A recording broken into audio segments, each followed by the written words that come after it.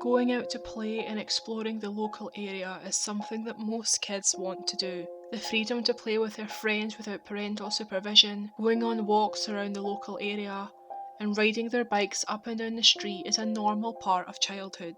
Most children return home when they are either hungry or tired, unharmed with the exception of some cuts and bruises. But today we will be discussing one boy who never came home and whose death remains a mystery. Let's uncover the unsolved death of Joshua Walden.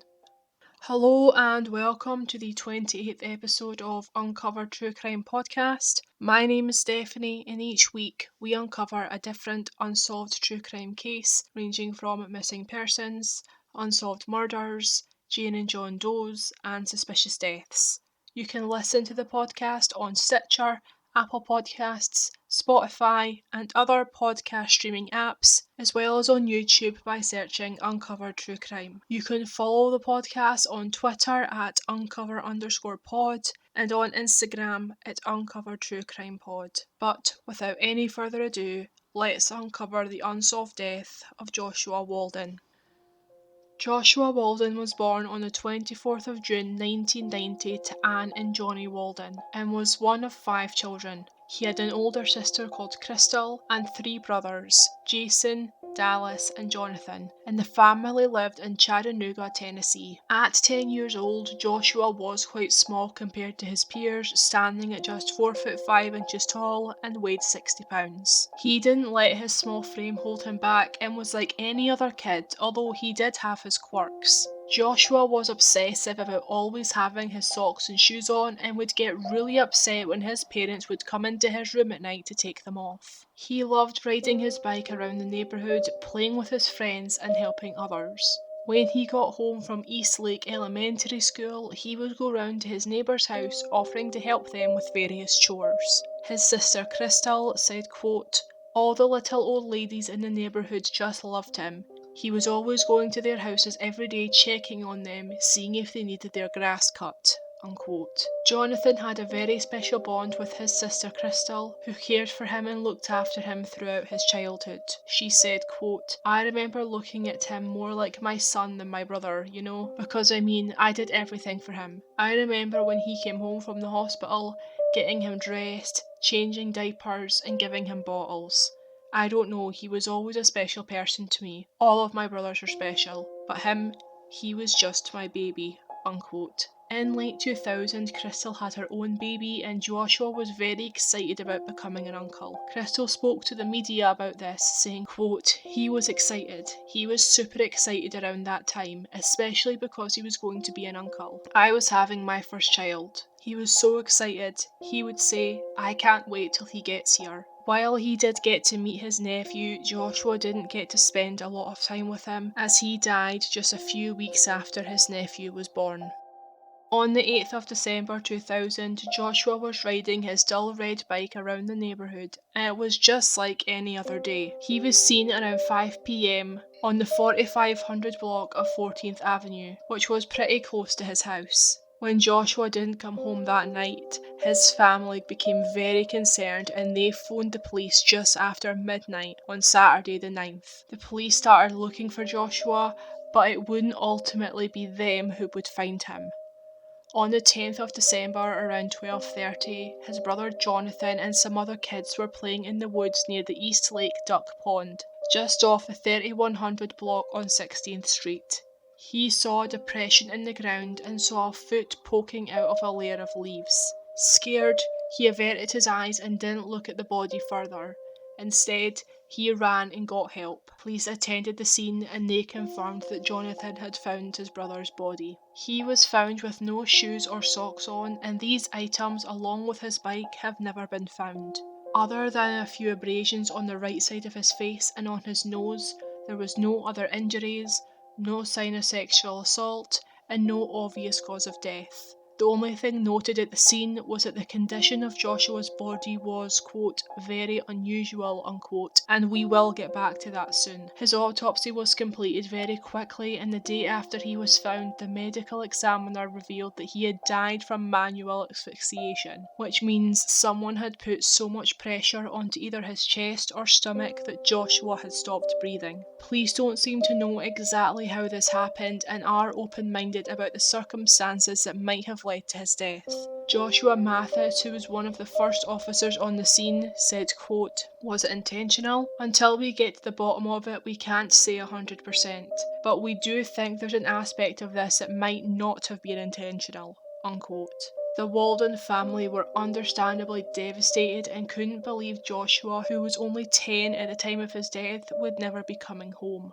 Anne Waldon pleaded for anyone with information to come forward, saying, quote, "Anyone who knows anything, please come forward.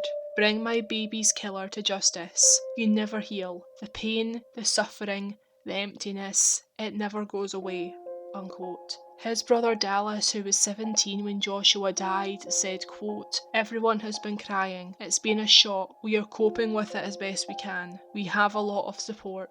We'll be alright. Joshua is living in our hearts," unquote.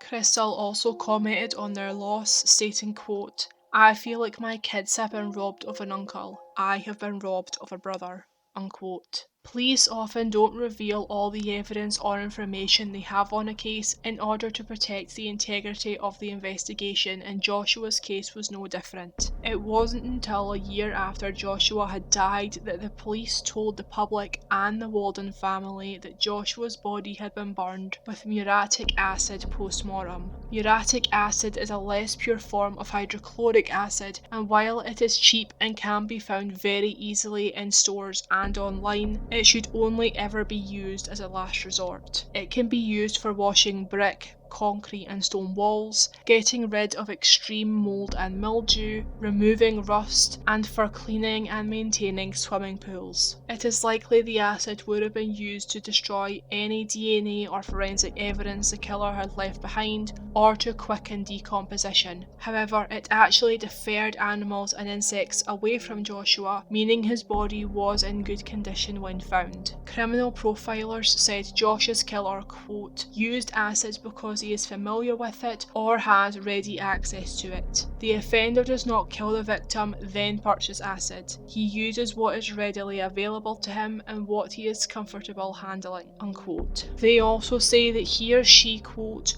"was probably involved in an occupation or some activity in which acid was utilised," unquote. His family were said to be, quote, "shocked and very disturbed," unquote, by this detail, which is totally understandable. I can't even imagine how horrific this must be for them even now. The FBI offered their assistance to the Chattanooga Police Department, an offer that they gladly accepted. The FBI wrote a report on Josh's killer, and it reads in part, quote, "The significant feature is the choice of the immediate neighbourhood as the body disposal site. Research has shown that when operating under severe stress, individuals revert back to the familiar. In other words, the offender was comfortable in the neighbourhood, thus that the offender lives or has spent considerable time in the neighbourhood. The offender in this case lived or had lived a considerable amount of time in the East Lake neighbourhood and was very familiar with the neighbourhood. The offender probably experienced lifestyle changes such as moving his residence, changing jobs, altering his appearance, trading vehicles, and even his marital status could have changed before or after the criminal act. The analysis strongly suggested that law enforcement probably had contact already with the offender during the course of the investigation," unquote.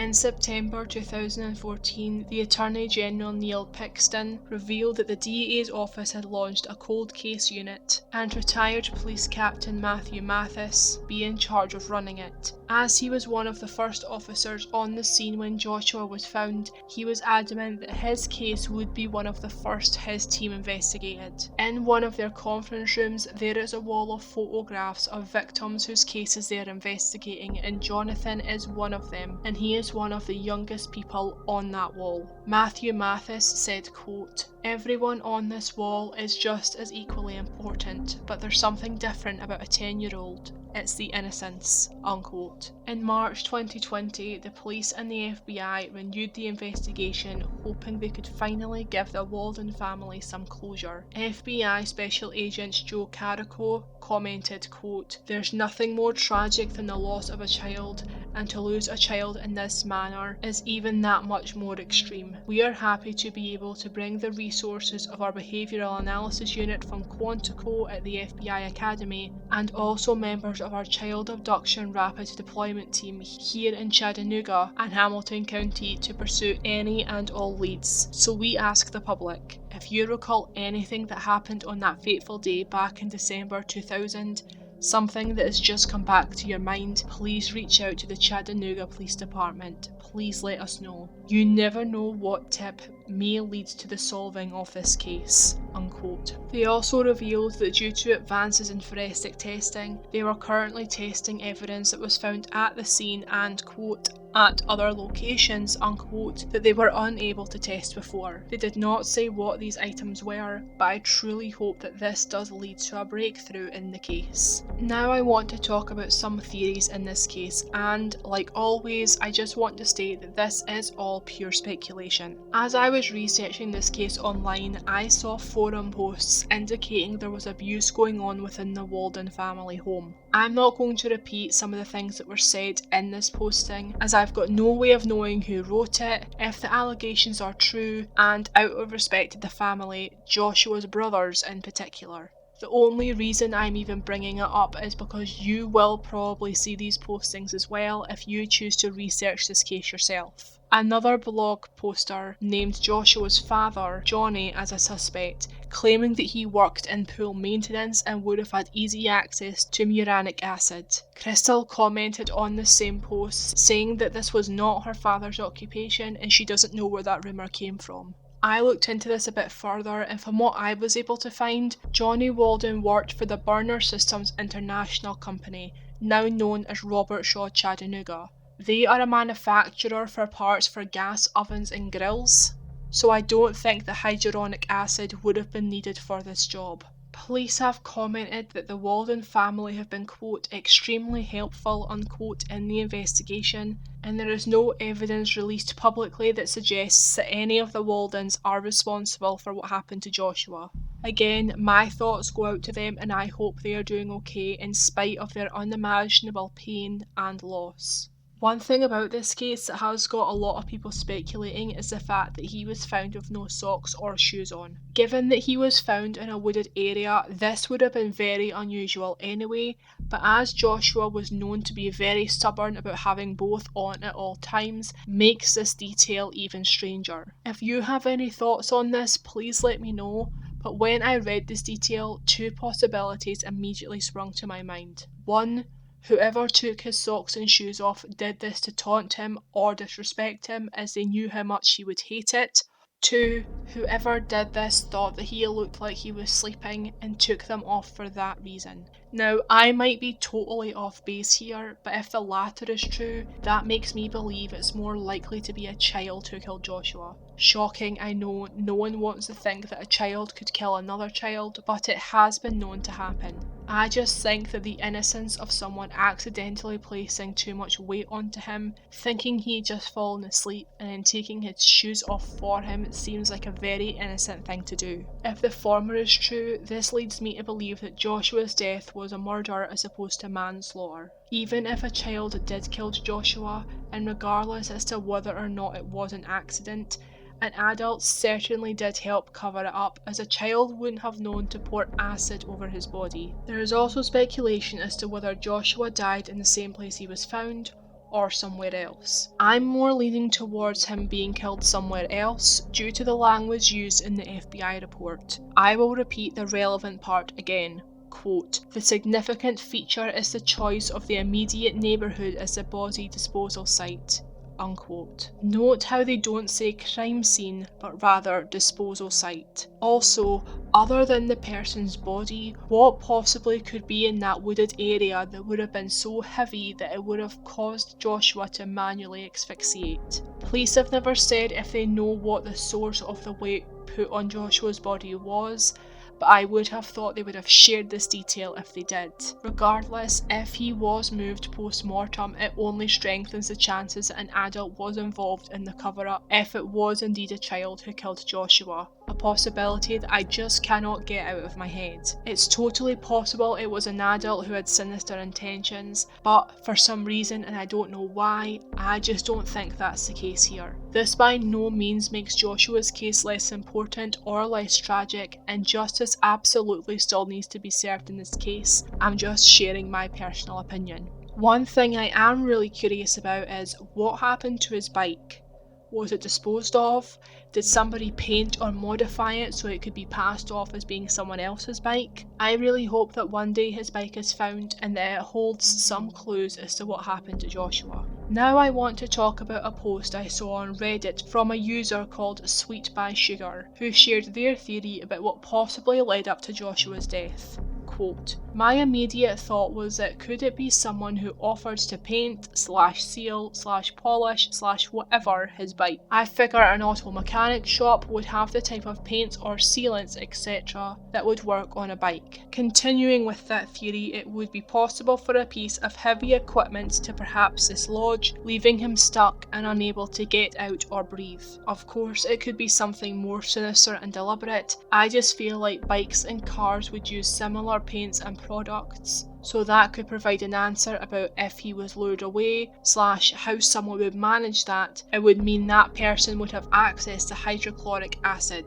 but of course I am no expert." Unquote. I think this is a very plausible theory and would indeed account for his injuries and the presence of the acid.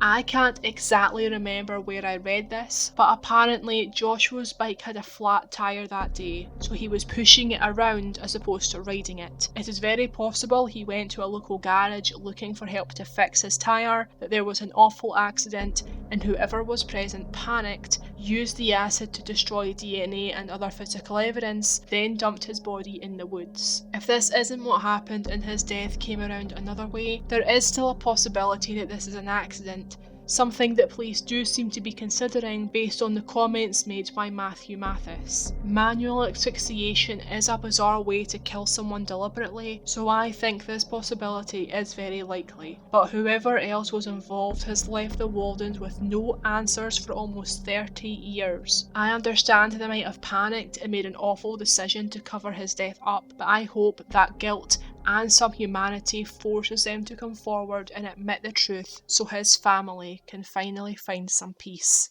Sadly, there are many members of the Walden family who will never find out the truth about what happened to Joshua. His brother Jason died on the 17th of March 2009, aged just 22 years old. His mother Anne died 2 years later on the 15th of December 2011, and his father Johnny died on the 21st of December 2018. His sister Crystal has gone on to have 5 more children, and while she forgives whoever was involved in her brother's death, she just wants to know why. Quote, "Closure to me would be just to understand why. I'm not mad anymore. I just want to know why my brother, if my brother did something to anyone, why did he deserve to die? I understand stuff happens, accidents happen every day, but no child deserves to die. Be courageous and come forward. Don't be scared of nothing because there is nothing to be scared of." Unquote. When discussing her kids, she said, quote, "People tell me I keep them sheltered and everything, but it's because this person is still out there." Unquote. Someone knows exactly what happened to Joshua Walden. Whether this was an accident or a murder, someone covered up his death and they need to be brought to justice. I'm now going to give a very quick recap of the case. Joshua was 10 years old when he was killed on the 8th of December 2000 in Chattanooga, Tennessee. He was last seen at 5 p.m. that day on the 4500 block of 14th Avenue. His body was found near Eastlake Duck Pond, just off the 31st block of 16th Street. He was last seen wearing a red shirt, black jeans, and he was riding a dull red 20-inch bicycle. His bike, socks and shoes have never been found. Police believe his killer lives in Chattanooga, Tennessee, and is particularly familiar with the Eastlake neighborhood. He or she probably has or had a job or hobby that might require the use of muriatic acid, and they probably went through some significant life change just before or just after Joshua's death. If you have any information on Joshua's death or the circumstances surrounding it, please call the DA's Cold Case Unit on 423-209-7470, or you can send them an email. The email address is coldcases@hcdatn.org. All photos and sources related to today's case can be found on our website at uncovertruecrimepodcast.co.uk. If you enjoy this podcast, please leave us a rating on whatever podcast streaming app you listen to this on, or if you're listening on YouTube, please consider liking the video and subscribing to the channel. It really does help me out. Remember, you can follow us on Twitter at uncover_pod and on Instagram at uncovertruecrimepod. That's everything I have for you today. Thank you for listening till the very end. Please stay safe and have a good night.